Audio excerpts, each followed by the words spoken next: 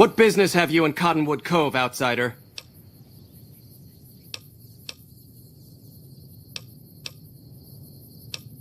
Very well, you may proceed. However, be warned. Aggressive acts against us will earn you a place on a cross.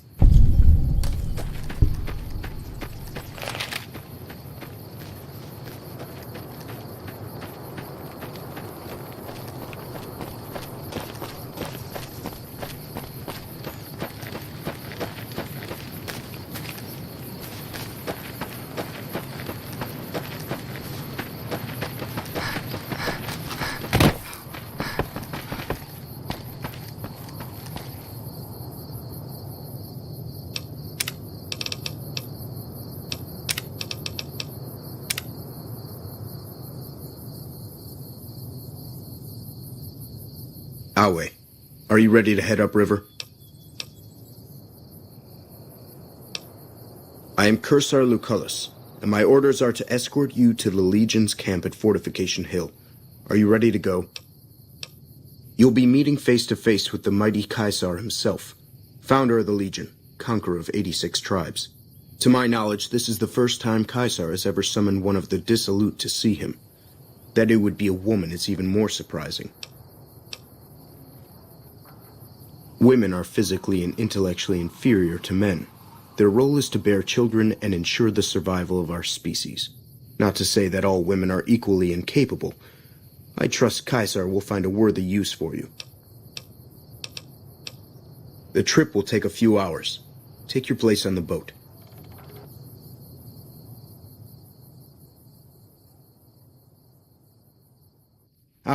By order of Caesar, all visitors must disarm and relinquish all banned items. This order also extends to the platinum chip you carry. For now. Caesar strictly forbids the use of chems and alcohol. By his order, all visitors must also relinquish their arms upon entry. If you come in peace, then there is no reason to not disarm. You will not be harmed unless Caesar wills it. Alcohol and all chems, including stims and other addictive items. I know not why Caesar would wish to speak with such a physically inferior whelp, but I will allow this one exception. You may bear Caesar's mark, but do not attempt to share any of your medicine with anyone in the fort. Your belongings will be returned to you when you leave. Away. True to Caesar.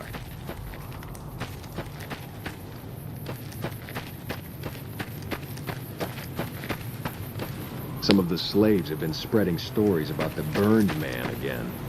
So you're the visitor I've heard some of the legionaries talking about. If you're in the mood to trade, just say the word. Shoot. Between having to hire protection and getting slapped with taxes, it's more profitable to stick to Arizona and New Mexico. But I do cross the river from time to time when an opportunity comes along. Not at all. They're my best customers. As long as you don't try to sell them chems or alcohol, they treat you fair. Hell, I don't even need to travel with guards most of the time in Legion territory. All the bandits are dead or run off. No, ma'am. I'm an independent trader from Arizona. All right.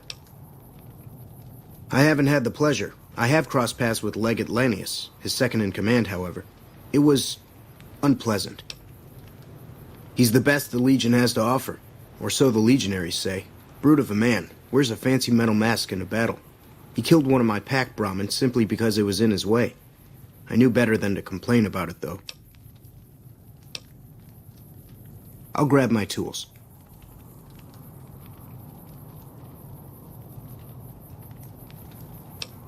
Have a look.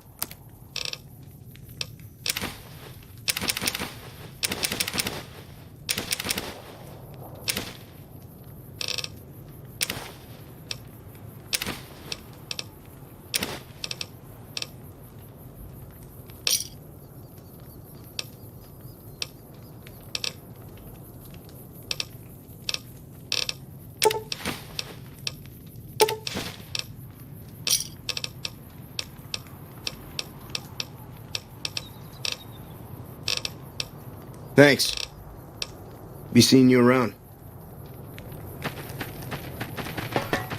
Some of the slaves have been spreading.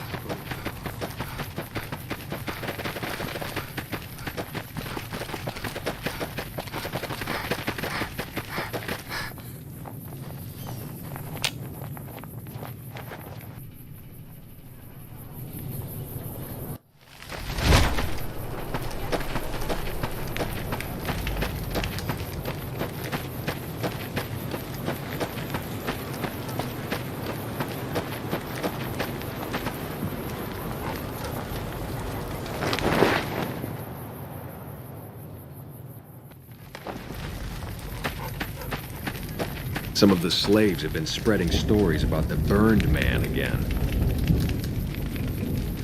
So I finally get to meet the courier who's accomplished so much in so little time. That's why I summoned you here, right? I mean, a man nearly kills you, and your response is to track him across the breadth of the Mojave?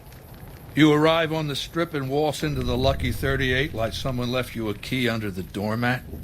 You assassinate the head of the chairman in his own casino and get away with it? Then something happens to Mr. House's robot, some kind of military upgrade? When you set your mind to something, you get results. I like that. The question is, are you ready to get started?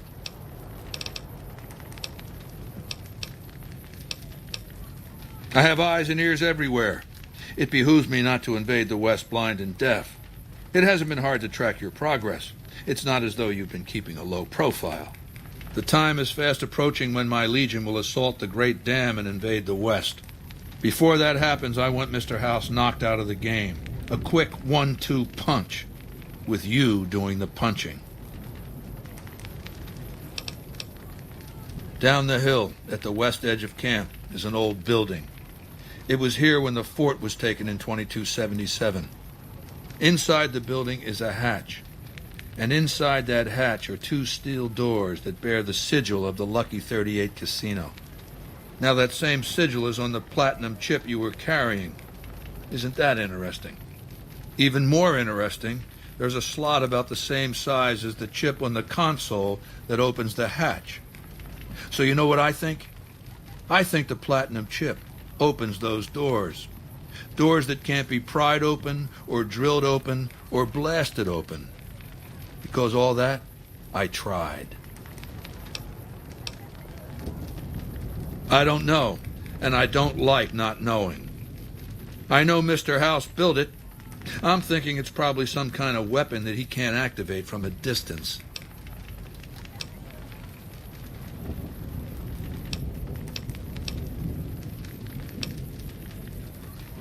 You don't get it, do you? The weapons I wield are forged from blood, flesh, sinew, bone. Mortal stuff. Fragile, even. And yet my legion obeys me even unto death. Why?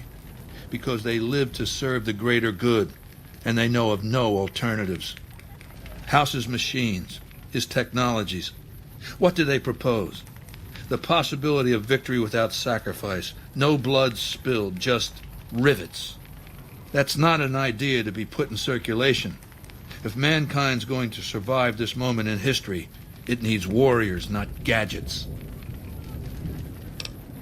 I want you to destroy whatever you find in there, and then I want you to come back here and tell me about it.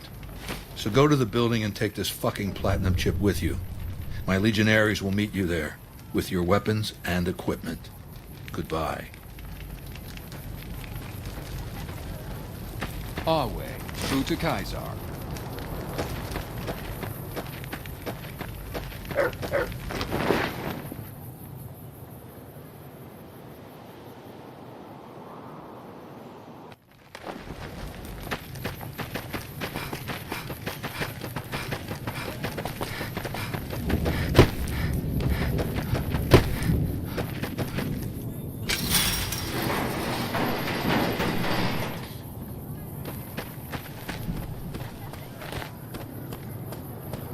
I can't talk to you.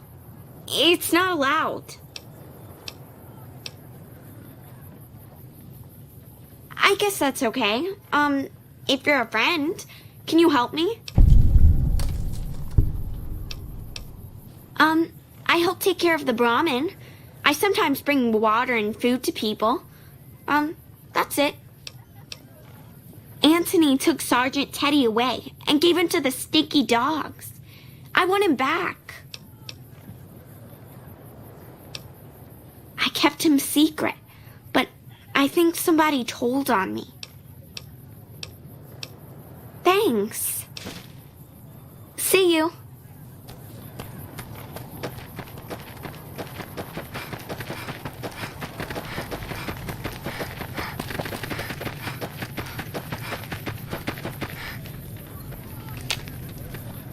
Outsiders are a rare sight at the fort. Step carefully around here and you might just leave alive. I'm Anthony, Master of the Hounds. It took years for Caesar to conquer Lanius' tribe, and Caesar showed mercy to the survivors, allowing them to join the Legion. Had the positions been reversed, Caesar would be dead. Lanius is called the Monster of the East because he never, ever shows mercy. Lupa, yes, she's the mother of a lot of our best dogs. She's getting old, but she's still a tough old bitch. Aren't you, girl? Yeah. Yeah? When the Legion showed up, we fought. Most tribes did. Hangdogs hung out longer than most. Broke us by throwing our dogs on the fire. So we gave up. Our elders couldn't bear the idea of our spirit animals burning in the afterlife. Caesar was impressed enough to conscript us, use our skills with dogs to join the Legion as hound masters. I've been around dogs all my life. They're my life. Always were. All the way back when I was a tribal. One of the hangdogs outside Denver. Dogs roamed that city. Our tribe made peace with them. Thought they were our spirit animals. Helped us hunt. Provided for us in some lean times. Then the Legion came. Good thing, too. Stronger now. Don't need those beliefs anymore. Been doing it since I was a boy. The mongrels know to listen up when I start talking to them. We breed them mostly, but sometimes we get some good ones from Denver. That whole city is overrun with them.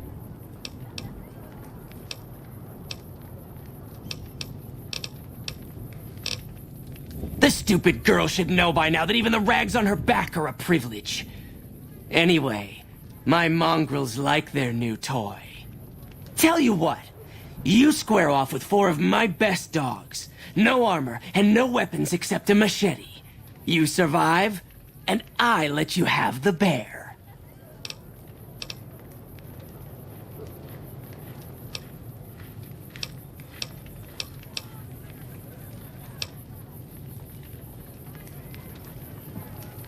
All right, 2 it is. There'll still be more than enough to take you down, I think. I think they'll probably end up killing you. I trained them myself. But if you do win somehow, the mongrels will at least get honorable deaths. Good luck. You'll need it.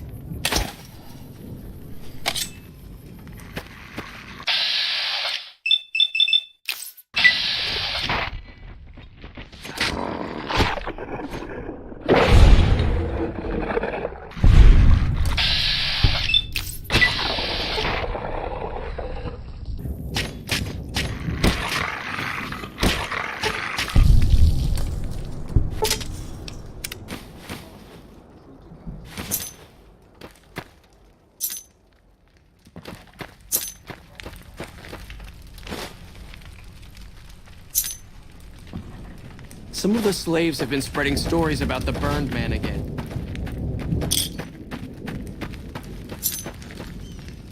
Damn it! I thought they had you! Take the bear!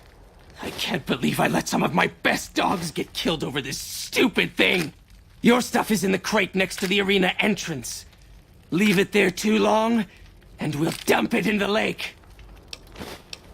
He's a story to frighten the younger legionaries.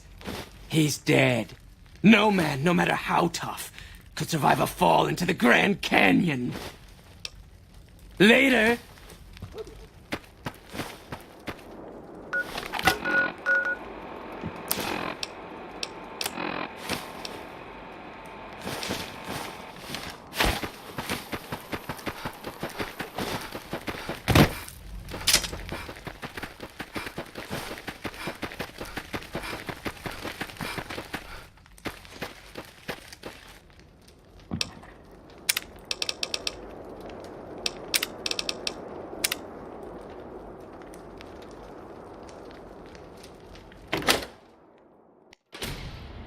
Caesar has permitted your weapons to be returned to you while you serve him.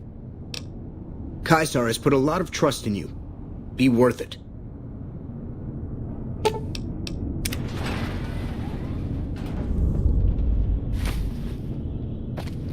Our way, true to Caesar.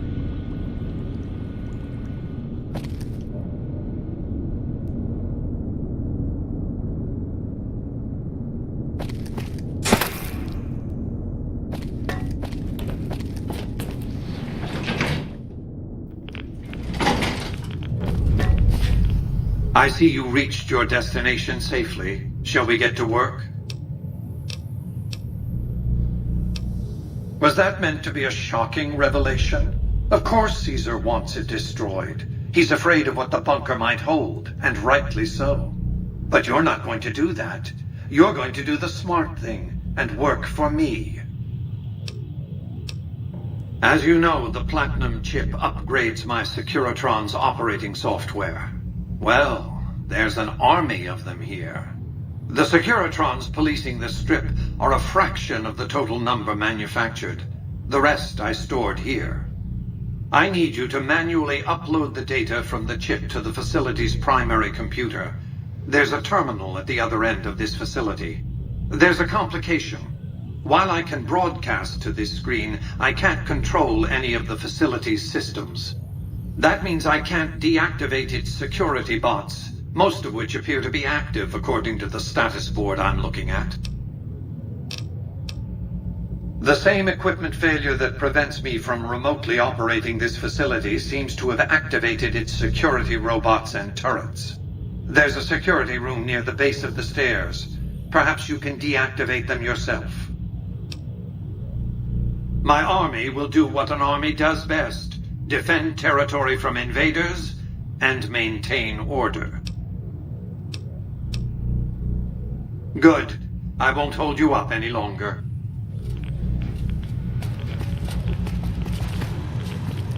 Continued resistance is unlawful.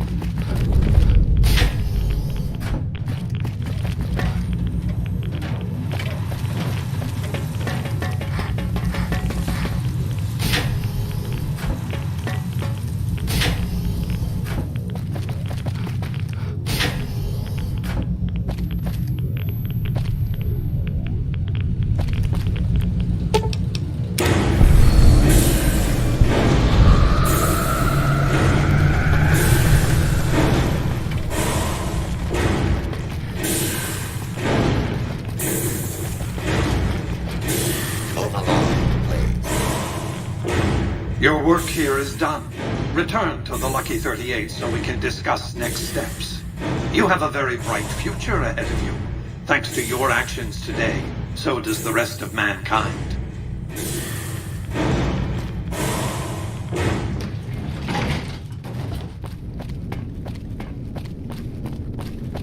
You've carried out Caesar's will, but I must confiscate your equipment again.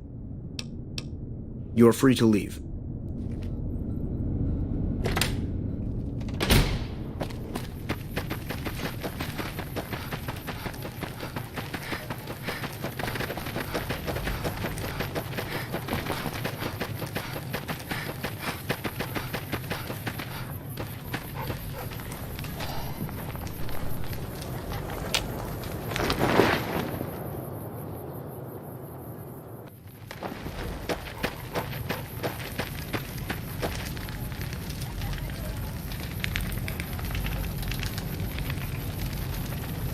I felt the ground shake a while ago. I'll take that as a sign you've got the job done. Let's press on, shall we? As I was telling you before, I want Mr. House out of the picture. You have an interest in his death, too. If he knows that you destroyed his gadgets beneath the fort, he will strike back. You know where to find him. How he dies, I leave up to you. It's called an autodoc.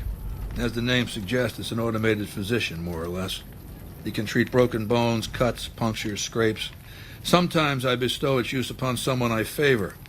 Makes for a powerful gift in a culture that forbids painkillers and is largely ignorant of medical science. What did you want to know? It's called an autodoc. He can treat... Makes for a powerful gift.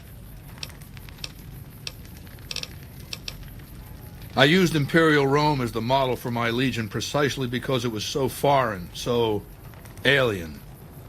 I'd seen what had become of the NCR's attempts to emulate the culture of pre-war America, the infighting, the corruption.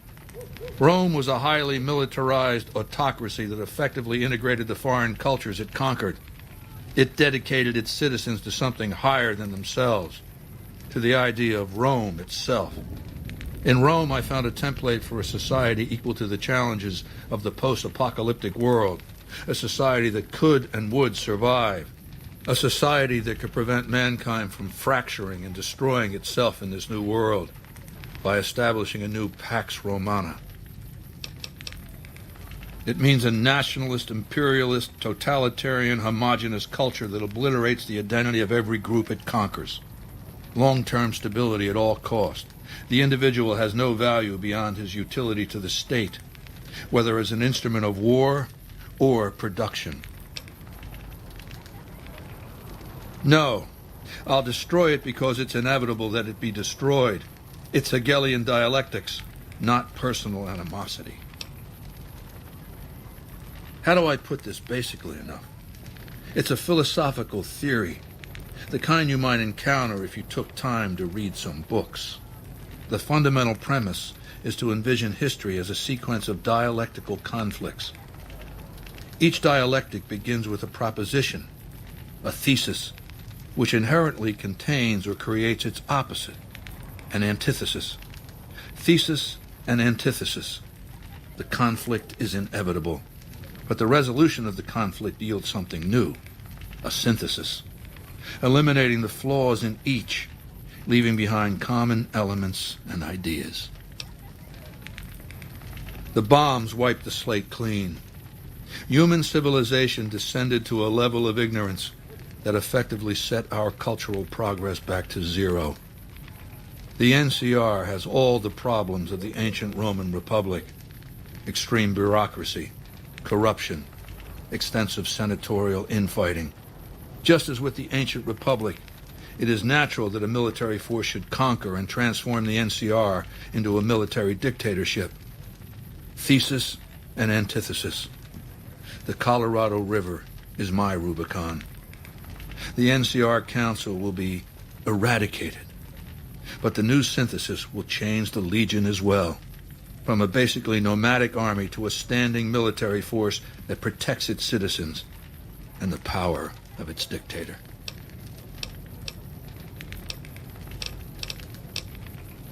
Ironically, I was born a profligate myself, a citizen of the NCR.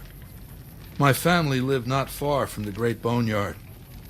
After raiders killed my father, my mother sought the followers' protection. I was 2 years old. She found work at their library, cooking and cleaning. I learned how to read, and soon I was taking courses, free of charge. Oh yes, raised in that tradition. And the teaching stuck. I was taught it was my responsibility to bring the torch of knowledge to the wastes. I may have taken the torch part more literally than they intended.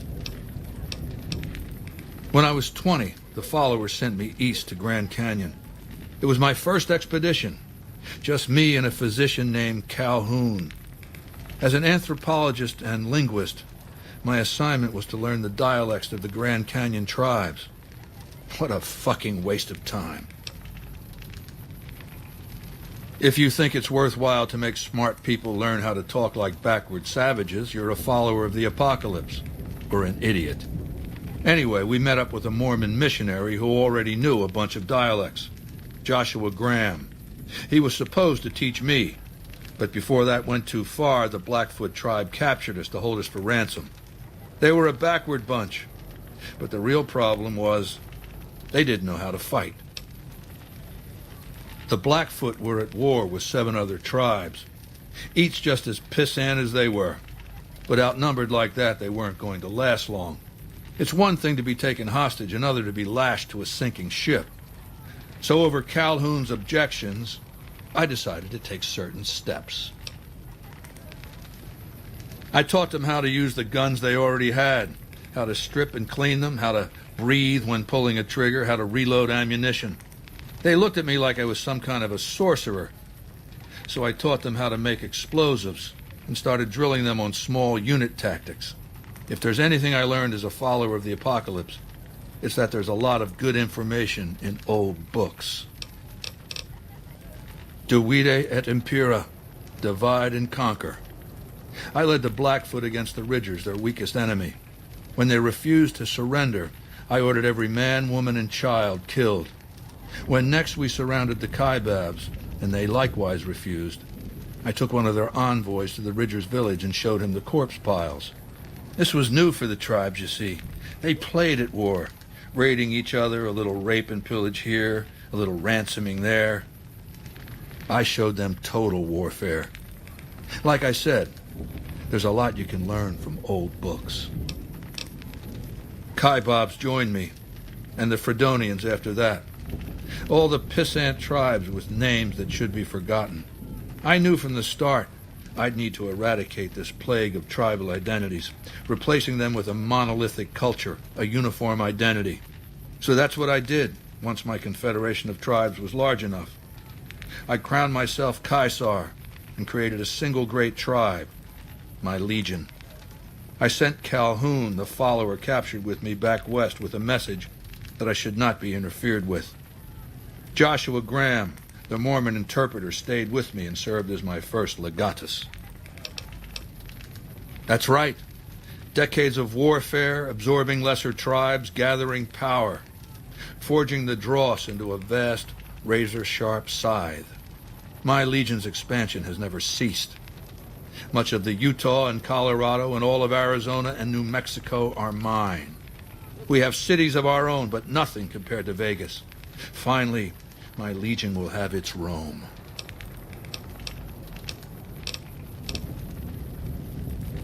I've analyzed the region's tribe to determine how they might be useful. I may tell you more at a later time, if it suits me. I know he's a coward, hiding behind an army of robots ensconced in that tower of his like a wizard in one of those Grognak comic books. Some say he's a man, others a machine. I don't care. He's in the way. Do you want my opinion as a former citizen or future conqueror? Actually, my opinion's the same either way. As a young man, I was taught to venerate President Tandy of Shady Sands, the founding mother of the new California Republic. Did you know her presidency lasted 52 years? And that her father, Aradesh, was the Republic's first president? Does that sound like a democracy to you? Or a hereditary dictatorship? Because the council didn't dare oppose her. She was too popular. She had the people's love. So things ran smoothly, more or less. And as soon as she was gone, as soon as there really could be democracy, what happened then? Ever since losing its queen, the NCR has been weaker, more diffuse. Democracy has been its weakness, not its strength. Greed runs rampant. The government is corrupt, accepting bribes from Brahmin barons and landowners to the detriment of citizens. The NCR is a loose conglomerate of individuals looking out for themselves. It's lost virtue. No one cares about the collective, the greater good. It's not built to last. I'm just hastening the inevitable. Of course, the most powerful my legion has faced. Also the first to which I am ideologically opposed. Until now, every tribe I've conquered has been so backwards and stunted, enslavement has been a gift bestowed upon them. My conquest of the Mojave will be a glorious triumph, marking the transition of the Legion from a basically nomadic tribe to a genuine empire. Just as my namesake campaigned in Gaul before he crossed the Rubicon, so have I campaigned and will cross the Colorado. It's not going to happen again, that's all I have to say about it. Linnaeus is the greatest of my battlefield commanders. Some might call him a great man, but I'm not sure he qualifies. Once, he was the greatest warrior of the Hydebarks, a tribe of the Arizona. Maniacal in battle. Sometimes he'd ambush Legion patrols by himself. When after several months we found and surrounded the Hydebarks camp, their chieftain raised a banner of surrender. The warrior, who was not yet Linnaeus, went insane with rage. He struck down his chieftain and attacked his own tribe. He killed 15 before they brought him down. He didn't die, obviously. I had him tended to. He was maimed, most of his face torn off. It was days before he regained consciousness. When he did, I went to his bedside and showed him the helmet I'd had forged to cover his face. I said he could have it if he'd fight for me. He accepted, on condition that he be allowed to kill the surviving males of his tribe. I said, make it the adult males, and you have a deal. Linnaeus is savage. Savagely loyal, too, but only to me. He has no love for my legion. But this has its uses. He has no attachment to his men, no compunction about battlefield losses. All he cares about is destroying the enemy. When another legatus or a centurion fails to achieve results, I send Linnaeus to make things right. His first step is to beat the failed commander to death in front of his assembled troops. Then he orders the ritual of decimatio. It means decimation, but in ancient Rome the word had a very specific meaning, a punishment for cowardice. The legionaries are lined up in ranks. Every 10th man steps forward and is beaten to death by his brothers. It instills a certain robust obedience. Yes, this time my legionaries will be more frightened of the commander behind them than the enemy before them. There will be no failure this time, no retreat, no years of gathering slaves and resources for another assault. With Linnaeus to drive the legion forward, the dam will be taken. It will be our bridgehead across the Colorado.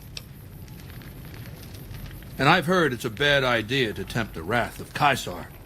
Change the subject. Wulpes is the best of my frumentari, a remarkable individual from an unremarkable tribe south of the Utah. He was brought into the Legion as a boy, survived training, fought well enough as a legionary to be promoted to the rank of decanus. Then in battle against an unimportant tribe, he broke ranks and led his contubernium through a hole in their defenses to capture its chieftain.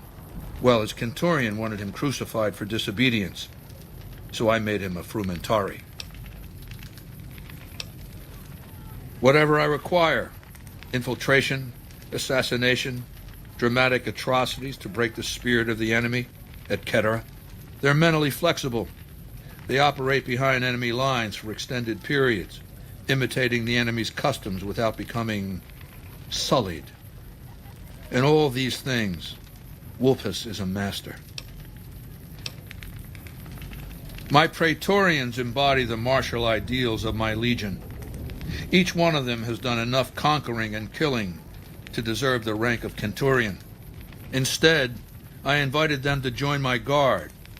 So the invitee chooses whichever current guard he thinks is weakest and challenges him. The fight is to the death. It keeps them from getting complacent. Lucius has been the head of my guard for 5 years now. He was a subordinate guard for 8 before that. No invitee has dared to challenge him yet. Maybe it's an issue of respect. He is getting on in years. What else, then? Good. Don't know what kind of security he has inside the Lucky 38, but if you can find a way of catching him off guard, do so.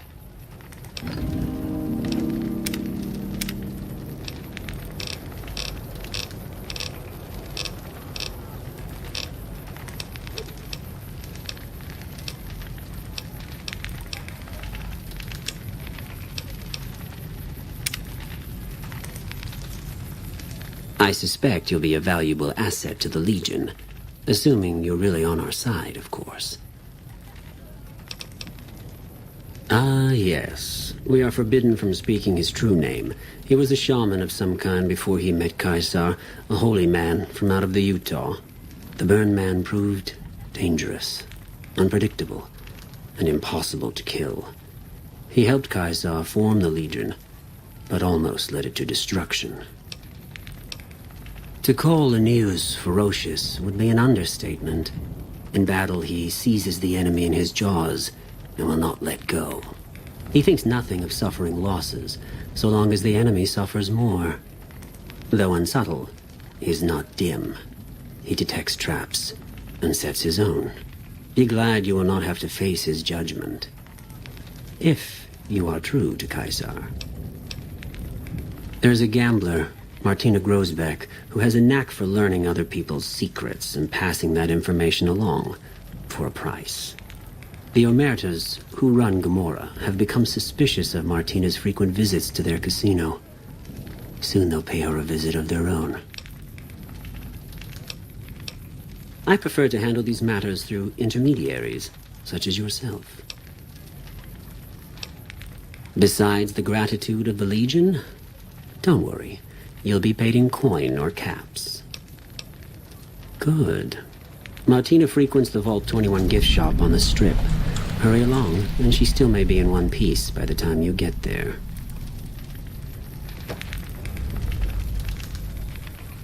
It is a great honor for anyone outside the Legion to get an audience with Caesar.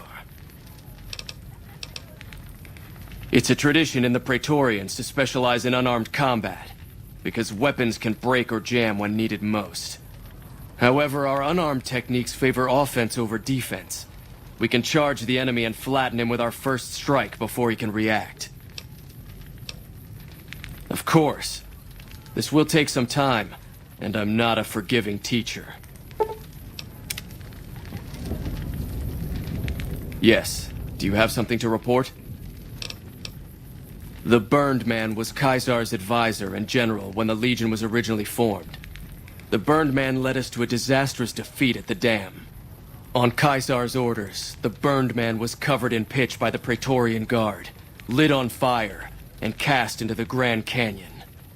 Caesar has forbidden us from ever speaking his true name again, and so we simply refer to him as the Burned Man.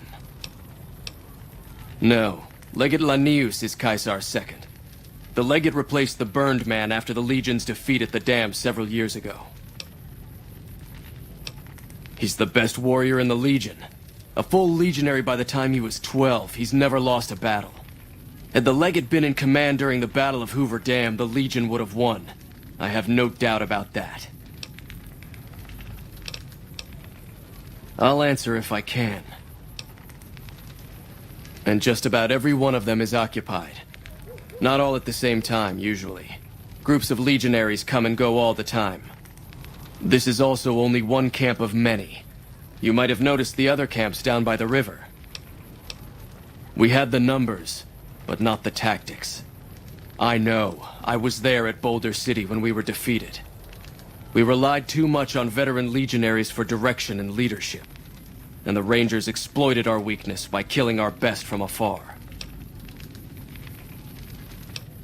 Caesar has taught us that over-reliance on firearms can only weaken us in the long run. It's why we train heavily with our blades and our fists. Unlike an NCR trooper, a legionary is always ready to fight, regardless of the circumstance he finds himself in.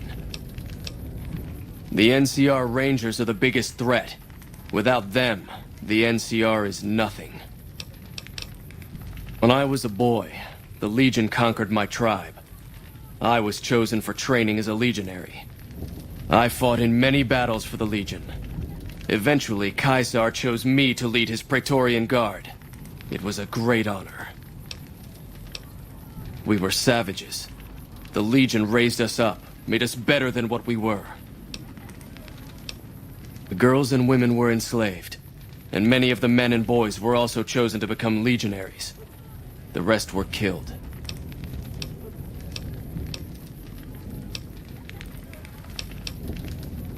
Very well.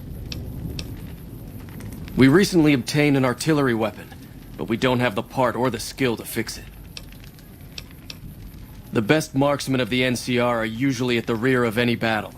The gun will allow us to strike at them. The trader Dale Barton salvaged it from a military base in Arizona. Yuma, I believe. The tribe calling themselves the Boomers is obsessed with such weapons, I've been told. You could probably find a spare firing mechanism there. Wale. Some of the slaves have been spreading stories about the Burned Man